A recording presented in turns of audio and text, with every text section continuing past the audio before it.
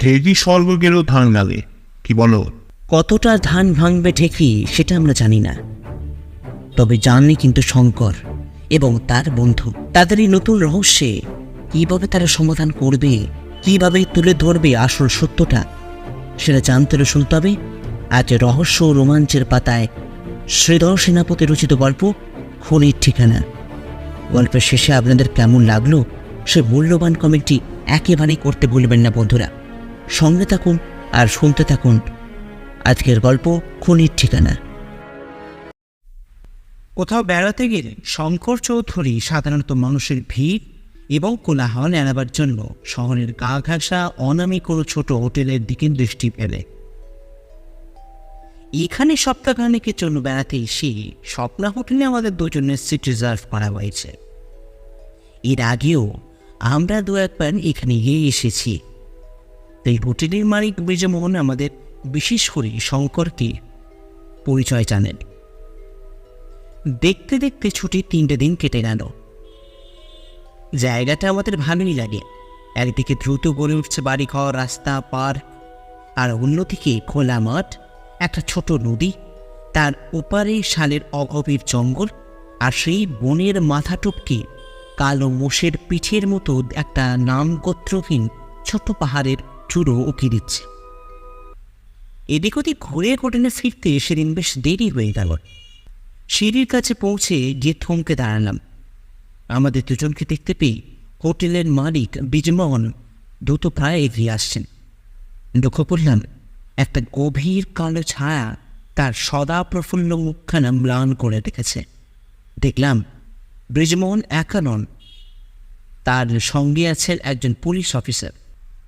কি ব্যাপার ব্রিজমোহন বাবু, কি হয়েছে? শঙ্কর জিজ্ঞাসা করে। শঙ্করের কথার জবাব না দিয়ে ব্রিজমোহন পুলিশ অফিসারের সঙ্গে আমাদের পরিচয় করিয়ে দেন।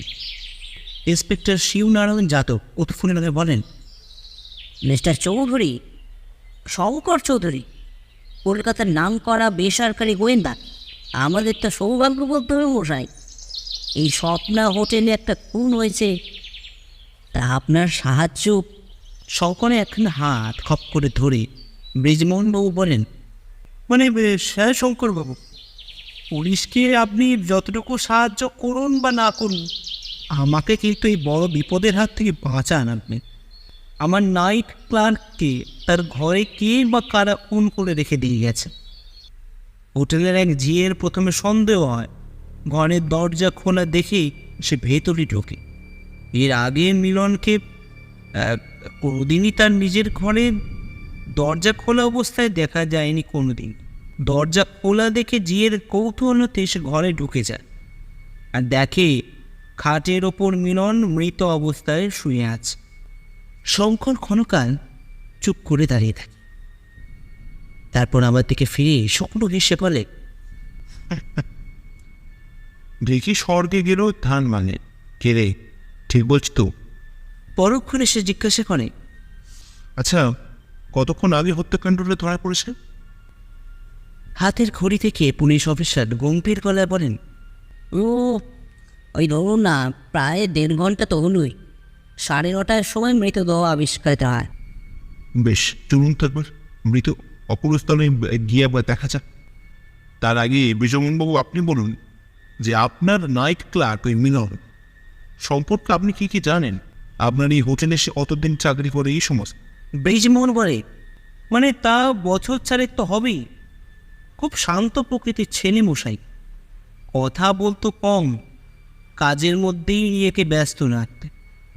সে তার নিজের সম্বন্ধে বেশি কিছু আমাকে তেমন কিছু কোনোদিনই বলেনি।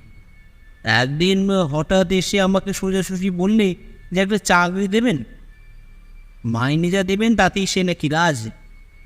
ইদানিং বাঙালি বাবুরা অনেকেই এখানে আসছে ঘুরতে বেড়াতে, তাই ভাবলাম হোটেলে যদি কোনো একটা বাঙালি কর্মচারী রাখি তাহলে ব্যবসারই সুবিধা হয়। মিলনকে আমি চাকরিটা দিলাম, কিন্তু সে হোটেলে বাইরে বেরোতই না মিস্টার চৌধুরী। মাত্র কদিন আগে হঠাৎ সেই চাকরিতে ইস্তফা দিতে চেয়েছি। কারণটা কি ছিল? না, কারণটা আমি জানি না, তবে আমি লক্ষ্য করেছিলাম ভয়ে পাওয়া মানুষের মতো মিলনের হালচাল বেড়ে গেছে। ফ্যাকাশে মুখ, চঞ্চল চোখে দৃষ্টি। আমি শুধলাম যে কেন মিলনবাবু আপনি চাকরি ছাড়তে চাইছেন কেন? আমি যা দিই তাতে কি আপনার পোষাচ্ছে না? সে জানানো আমার কারণে সে ছাড়ছে না। আমি আবারও বললাম যে তাহলে আপনি চাকরি ছাড়ছেন কেন? কিন্তু সে আর কিছুই বলল না। তারপর থেকে মিস্টার চৌধুরী আমি গোপনে মিলনের ওপর একটু নজর রাখা শুরু করি। জানি জিনিসটা ঠিক নয়, কিন্তু বুঝতেই পারছেন এতগুলো মানুষকে নিয়ে থাকা কার মনে কি চলে। আমি অস্বীকার করছি না, তার হাব ভাব দেখে আমার কৌতূহল চরমে পৌঁছেছিল। মিলন হঠাৎ এরকম করতে শুরু করলো কেন? কিসের ভয় তার? দেখলাম যেন কিছু একটা শোনবার জন্য সবসময় সে কান খাড়া করে রাখত। কি শুনতে চাইতো? তাকে আপনি জিজ্ঞাসা করেছিলেন নাকি? জিজ্ঞাসা করার সুযোগ আমি পাইনি মিস্টার চৌধুরী।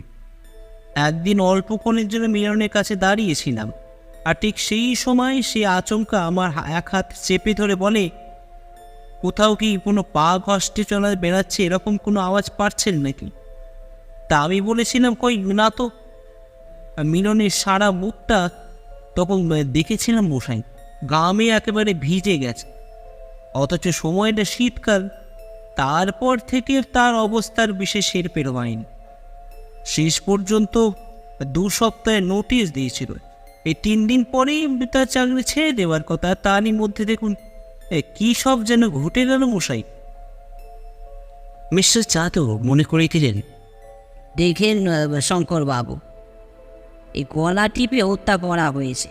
আমি বলি, আচ্ছা মিলনের বয়স কত ছিল? ব্রিজমোহন বলেন, মানে 30-32-এর মধ্যে তো হবেই, জোয়ান আদমি। আগেও বলেছি কথা বলতো কম, তবুও নিজের সম্পর্কে মাঝে মাঝে যা বলতো তা থেকে আমি বুঝতে পেরেছিলাম কোনো কিছুতে হঠাৎ ভয় পাওয়ার ছেলে ও নয়। আগে সে নাকি এবার সেনাবাহিনীতে চাকরিও করতে। আমরা অতঃপর মিলনের ঘরের দিকে পা বাড়ালাম। সেখানে পুলিশ পাহারা, খাট বিছানা ঘরের মাঝখানে, তার উপরে মিলনের নিথর মৃতদেহ 2 হাত ছড়িয়ে শুয়ে আছে। ফাঁক হয়ে আছে ঠোঁটজোড়া, মুখ নীল। মৃতদেহটা খুঁটিয়ে খুঁটিয়ে পরীক্ষা করছে শঙ্কর। ঘরের আসবাবপত্রের দিকে তাকিয়ে মনে হয় কোনো ব্যক্তি সম্ভবত মিলনেরকে যে খুন করেছেন সে খুনি দ্রুত হাতে তল্লাশি চালিয়ে বিশেষ কোনো জিনিস পাওয়ার আশায় তিনি ছিলেন। ডেস্কের ড্রয়ার শূন্যভর্ব, একটা চেয়ারের গদি ছেঁড়া, বিছানাও অক্ষত নেই। জায়গায় জায়গায় তুলো নারকেল ছোবড়ে বেরিয়ে আছে। নানান কাগজ আর টুকিটাকি জিনিস ঘরের মেঝেয় ছড়ান। ব্রিজমোহন বলেন, আজ ভোর 4টের সময় এই মিলনের ডিউটি শেষ হয় মিস্টার চৌধুরী। স্বভাবতই সে খুব ক্লান্ত ছিল। ডিউটি শেষ হওয়ার সঙ্গে সঙ্গে সে সিঁড়ে চলে আসে এখানে, মানে তার ঘরে। বিছানার কাছে নিজের ওপর থেকে শঙ্কর কি যেন একটা খড়িয়েন। লক্ষ্য করি একটা খামটা সে পকেটে পড়ল। অতঃপর মিলনের দেহের একটা জায়গা থেকে আবার কি একটা জিনিস পেল শঙ্কর। জিনিসটা আরও একটা খামে রক্ষিত হয়ে শঙ্করের জামার পকেটে স্থান পেল। ইন্সপেক্টর মিস্টার যাদব তার কৌতূহল চেপে ধরে রাখতে না পেরে বলেন, ওগুলো কি মিস্টার চৌধুরী? এই খামের ভেতরে আপনি কি রাখছেন এই তো সব? জিনিসগুলোর সঠিক পরিচয় আমিও জানি না মিস্টার যাদব। না না, ঠিক আছে, আপনি জবি করছেন করেন। বেশ বেশ। ঘরের মেঝের ওপর ছড়িয়ে থাকা জিনিসপত্র ভেতর থেকে শঙ্কর আরও একখানা খাম তুলে নিল। চোখেতে এক নজর দেখে নিল খামের ভেতরটা। খামটা হলুদ রঙের। শিবনারায়ণ বললেন, দেখুন, আমার ধারণা আছে কোনো শক্তিশালী ব্যক্তি মিলনের গলা রোধ করেছে। তার হাতে গ্লাভস ছিল। আপনার কি ধারণা শঙ্করবাবু? শান্ত অনায় শঙ্কর বলে, ইন্সপেক্টর যাদব, মৃতদেহের হাতের তালু শুকে দেখুন তো একবার। শিবনারায়ণ যাদব শঙ্করের নির্দেশ পালন করলেন। কিছুটা বিস্ময় ছড়ানো কণ্ঠে তিনি বলেন, বন্ধুটা তো খুব চেনা চেনা লাগছে, আর ও তো খারাপ বিনয়। হাতে তেলের মতন কিছু একটা লেগে আছে। গন্ধটা কি ওই বস্তুটারই? আচ্ছা ব্রিজমোহন বাবু, বলুন মিস্টার চৌধুরী। স্বপ্ন হোটেলে আপনার নতুন ক্লায়েন্ট কতজন আছে, মানে এই ধরুন দিন 15 ভেতরে? ব্রিজমোহন একটু ভেবে বলেন, আপনারা দুজন, মেজর খোসলা আর ওই দুদিন আগে এসেছেন হরিপদবাবু, হরিপট্টনায়ক।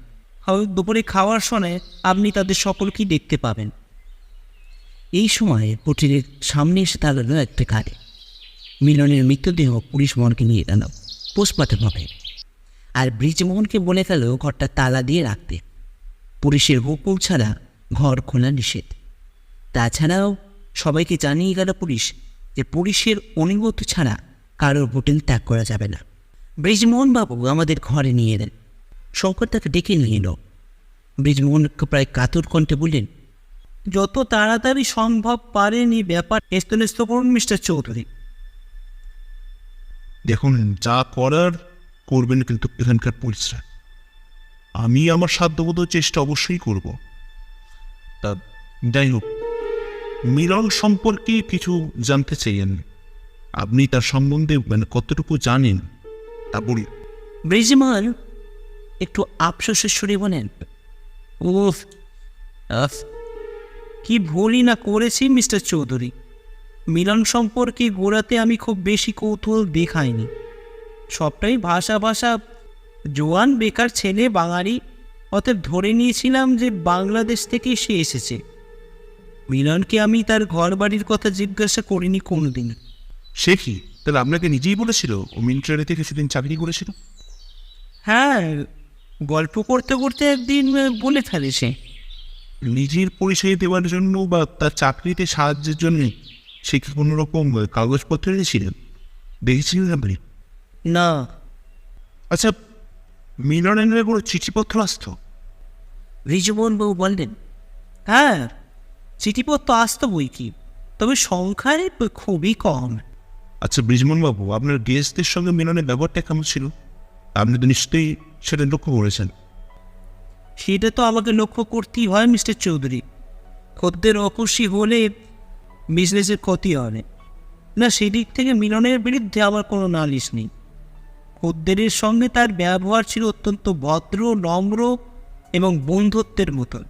এখন তেমন খদ্দের আপনার হোটেলে আছেন যার সঙ্গে মিলনের সম্পর্ক অনেকটাই বন্ধুর মতন? না, তবে ভানুমতী দেবীর সঙ্গে মিলনে প্রাণ খুলে গল্প গুজব করতেন, ঠাট্টা তামাশাও করতো। অনেকেই এটা নিয়ে একটু মজাও করতো, বুঝতেই পারছেন। ওরা পরস্পর ঠাকুরমার নাতি সম্পর্কে পাতি নিয়েছিল। মিলন মারা গেছে শুনে বিদ্যা শেখি আকুল ছাড়া কান্না। কি ভানুমতী দেবী?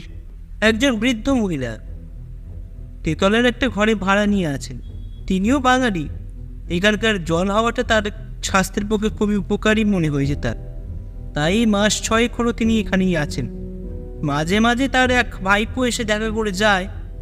উনি ঘোরাফেরা করলে বিচিত্র একটা শব্দ হয়।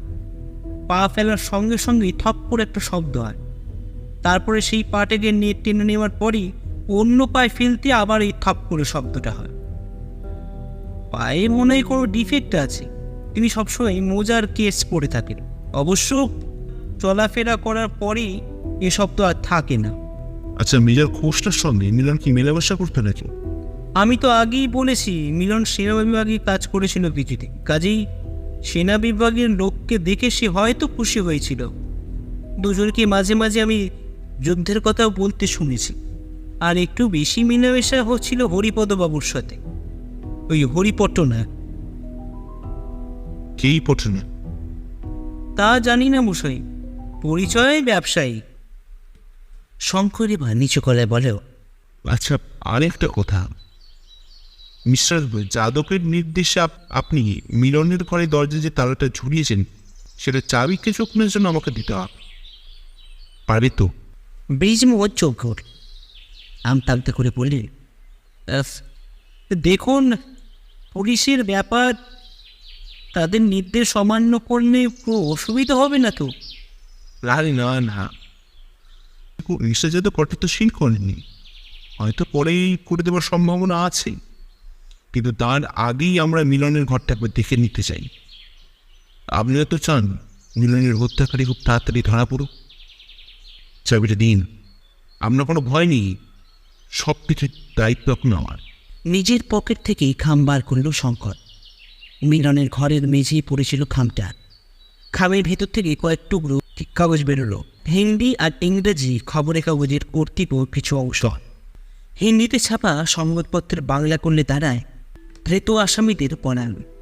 মুর্শিদাবাদ শহরে এক ফ্ল্যাট বাড়িতে চোর জোগাড়ে রত অবস্থায় 2 ব্যক্তি ধরা পড়ে, কিন্তু পরে পুলিশের হেফাজত থেকে তারা পালিয়ে যান। পশ্চিমবাংলার সীমান্ত অঞ্চলে কোনো কোনো গ্রামে সীমান্তরক্ষী বাহিনীর কিছু লোক নাকি লুটপাট করছে বলে অভিযোগ তোলা হয়েছে। আরেকটি সংবাদ, এটা আবার ইংরেজিতে ছাপা, তার বাংলা করলে দাঁড়ায় দুঃসাহসিক চুরি।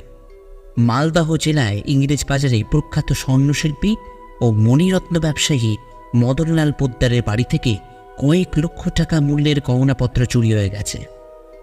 চোরাইমানের সামান্য কিছু অংশ বাড়ির নিকটবর্তী মাঠের ধারে পড়ে থাকতে দেখা যায়। পুলিশ এ সম্পর্কে তদন্ত করছে, এখনো পর্যন্ত কাউকে গ্রেপ্তার করা যায়নি। খবরের মাথায় তারিখের ওপর আমার নজর পড়ল। হিসেব করে দেখলাম মোটামুটি 4 বছর আগেকার ঘটনা। শঙ্করের মন্তব্য কানে এলো। অপরাধমূলক কাজের খবর সংগ্রহ করার ঝোঁক ছিল মনে হয় এই মিলনের। খবরের কাগজের আর একটা অংশ, বাংলা ভাষায় ছাপা একটা বিজ্ঞপ্তি। একসময় সামরিক বিভাগে চাকরি করত অতীন দাস এবং সুরজিৎ ঘোষ। বর্তমানে তারা কোথায় কিভাবে আছে কারো জানা থাকলে লালবাজারের সঙ্গে যোগাযোগ করতে।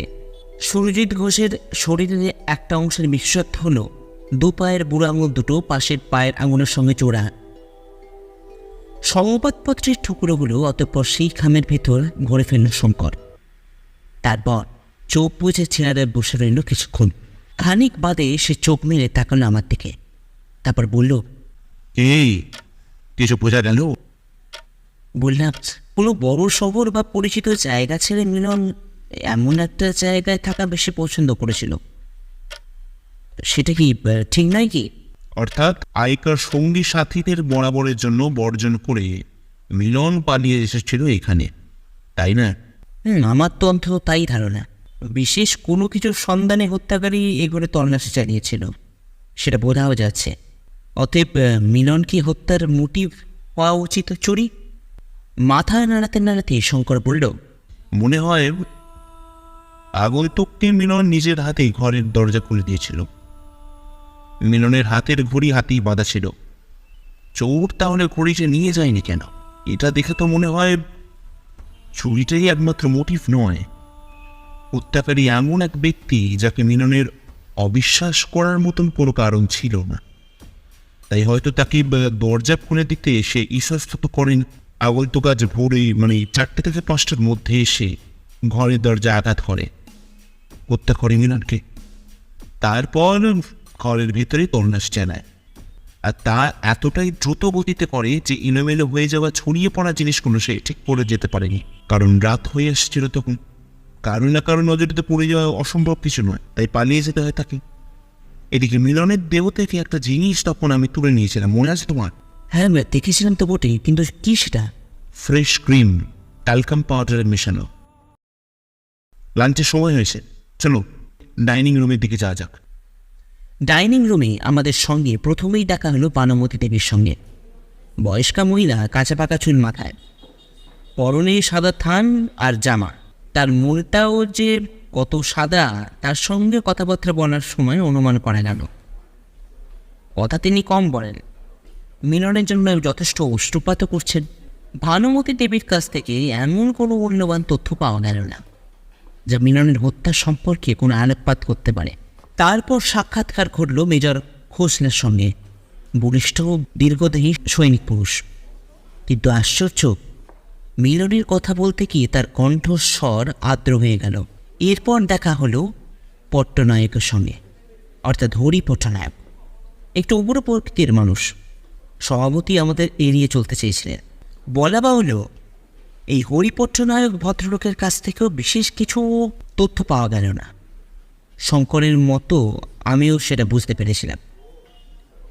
দুপুরের খাওয়া দাওয়া হয়ে যাওয়ার পর আমরা একসময় সঙ্গোপনে চাবি খুলে মিলনের ঘরে প্রবেশ করি।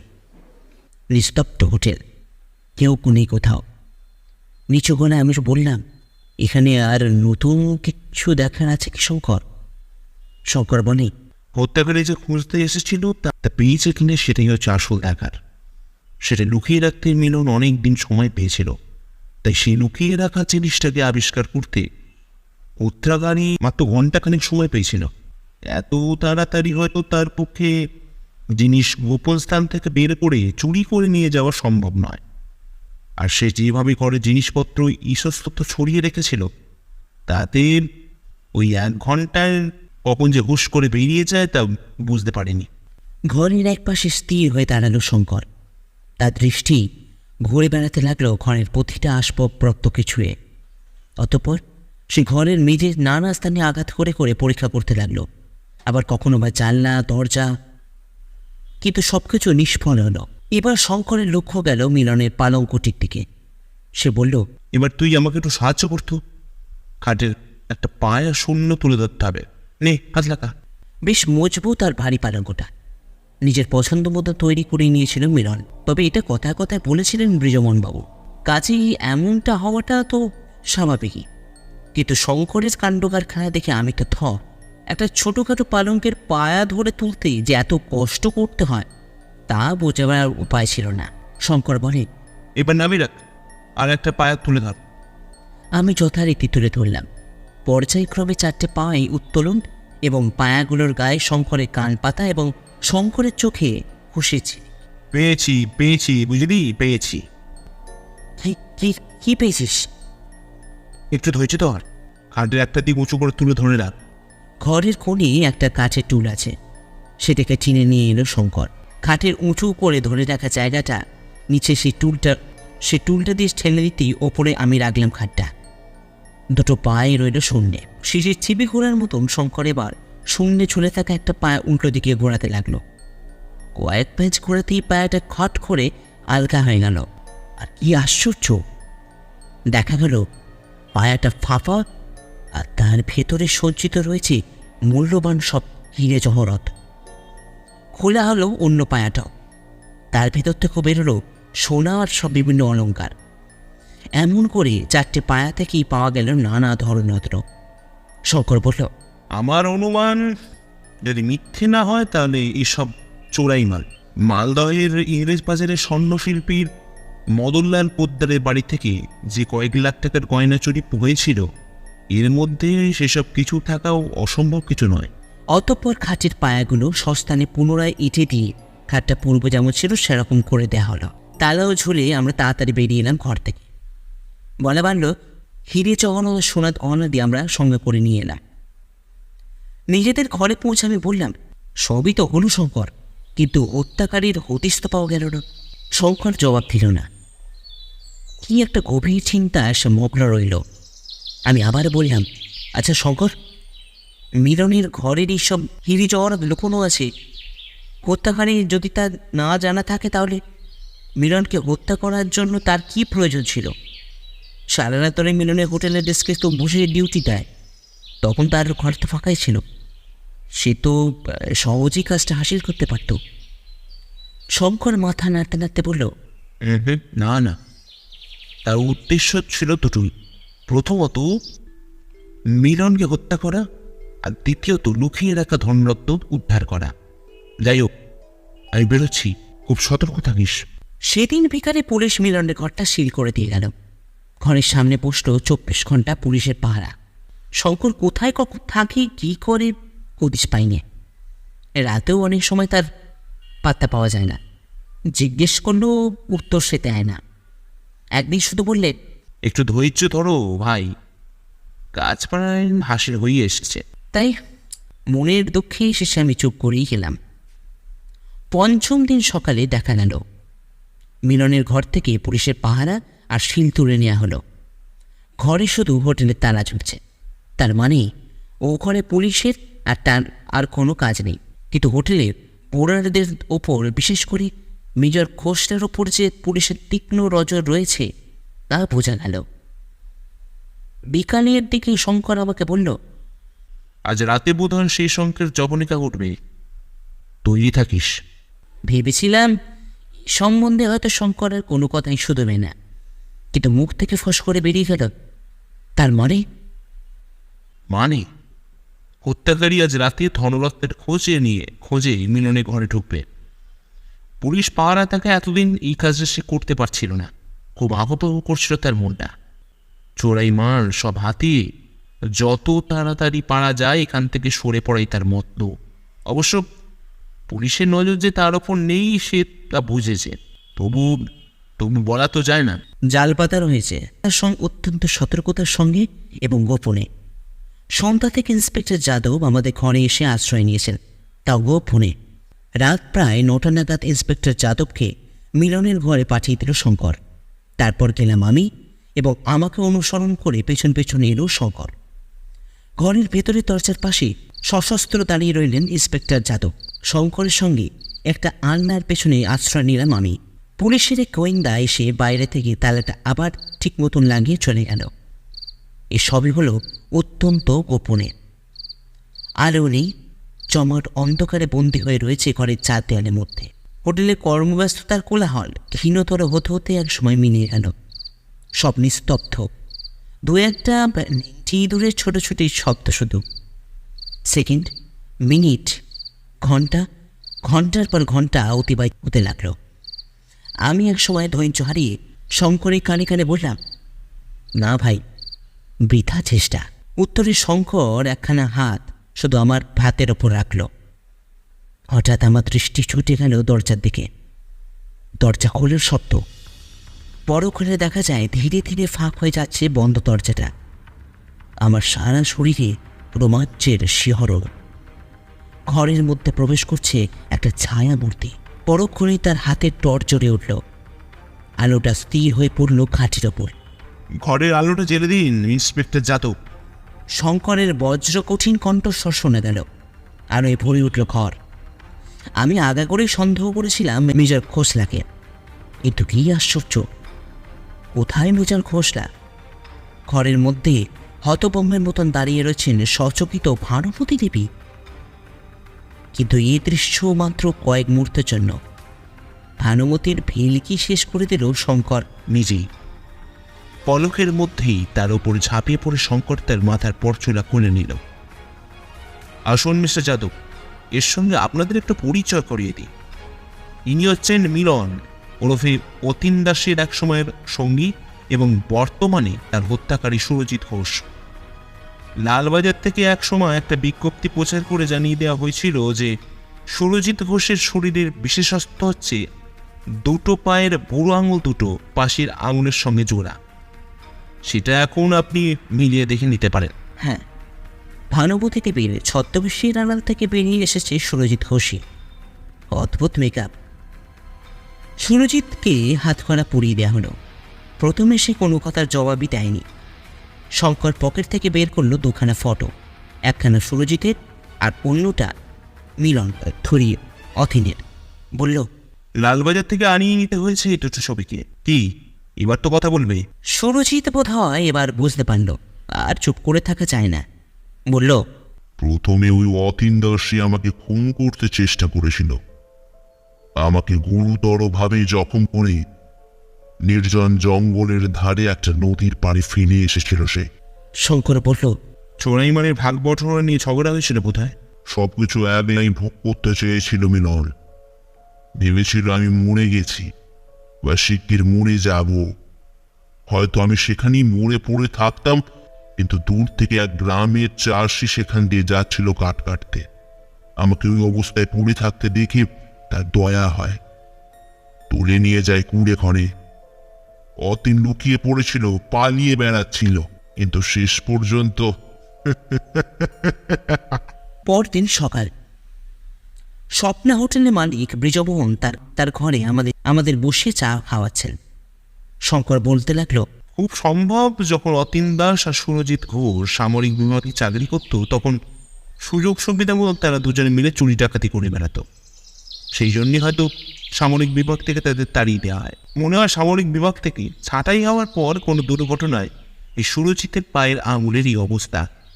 যাই হোক, লুটের মালপত্র নিশ্চয়ই কোনো এক অবস্থানে তারা লুকিয়ে রাখত। পরে সেসব জিনিস ভাগ বটরার সময় বাদে ঝগড়া, মারামারি।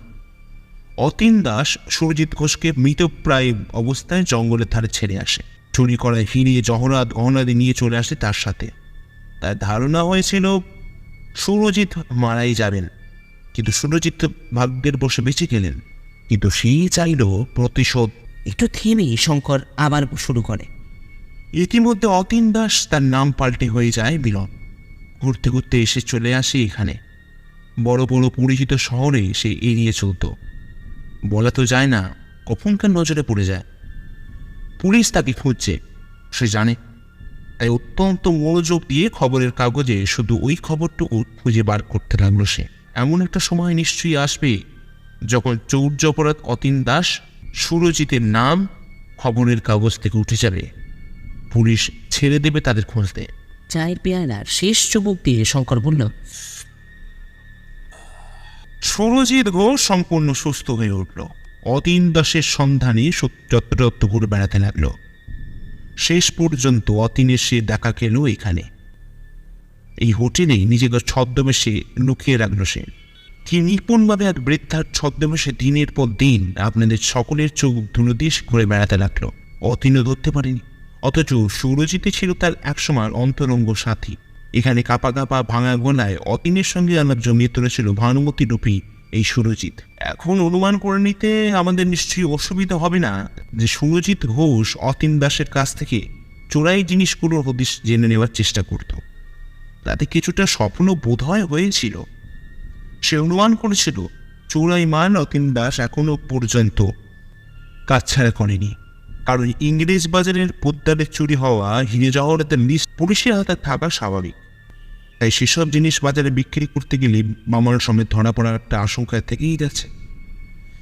কিন্তু সুরজিৎ ঘোষের অনুমান মিথ্যে হয়নি। সবকিছু লুকোনো ছিল অতীন দাসের ঘরে, কিন্তু অতীন দাস সেখানে সেগুলোকে উদ্ধার করে নিয়ে চম্পট দেওয়া সুরজিৎ ঘোষের পক্ষে সম্ভব হয়। অবাক হয়ে শুনলাম আমরা। ব্রিজমোহন হঠাৎ প্রশ্ন করে বসলেন, আচ্ছা মিস্টার চৌধুরী, এই ভানুমতি দেবীকে আপনি সন্দেহ করেছিলেন কেন? শঙ্কর বনে, মৃত্যুর ঠিক পূর্ব মুহূর্তে অতীন দাসের প্রায় মুখের কাছে নেমে এসেছিল তার মুখ। আপনার হয়তো মনে আছে, অতীনের হাতে ক্রিম আর ট্যালকাম পাউডারের গন্ধ বা চিহ্ন ছিল। সেটাই এক্ষেত্রে সন্দেহ জাগাবার পক্ষে যথেষ্ট।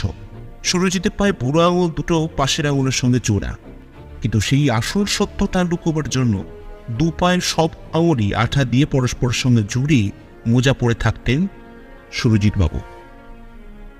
একটা থপ্পপ আওয়াজ শোনা যেত বটে। অতীন দাস ভয় পেয়ে যেত সেই শব্দ শুনে, কারণ সে জানে সুরজিৎ ঘোষও হাঁটাটা প্রায় একই রকম, তবে তার ছিল দুটো আঙুল জোড়া আর ভানুমতি দেবীর সব আঙুলি জোড়া। পরন্তু তিনি একজন বৃদ্ধা মহিলা, তাই সেই দিক দিয়ে অতীন দাস ছিল নিঃসংশয়। সুরজিতের হাতে ছিল বড় একটা কাটা দাগ, তাই সে সবসময় গ্লাভস পরে থাকত। এখানকার আবহাওয়া অত্যন্ত শীতল, তাই ভানুমতির মতন বৃদ্ধা যদি দু হাতে গ্লাভস পরে থাকেন তাতে সন্দেহ করার মতন কিছু নেই। অতীন খবরের কাগজ থেকে সব কাগজ কেটে কেটে রেখে দিয়েছিল, সেগুলো অবশ্যই ব্যাপারে আমাকে যথেষ্ট সাহায্য করেছিল। অতএব এভাবেই আমি আবিষ্কার করেছি খনির ঠিকানা। আপনারা শুনছিলেন শ্রী শ্রীধর সেনাপতি রচিত গল্প খনির ঠিকানা। গল্পটি আপনাদের কেমন লাগলো সেই মূল্যবান কমেন্টটি করতে ভুলবেন না বন্ধুরা। সঙ্গে থাকুন আর শুনতে থাকুন রহস্য আর রোমাঞ্চ।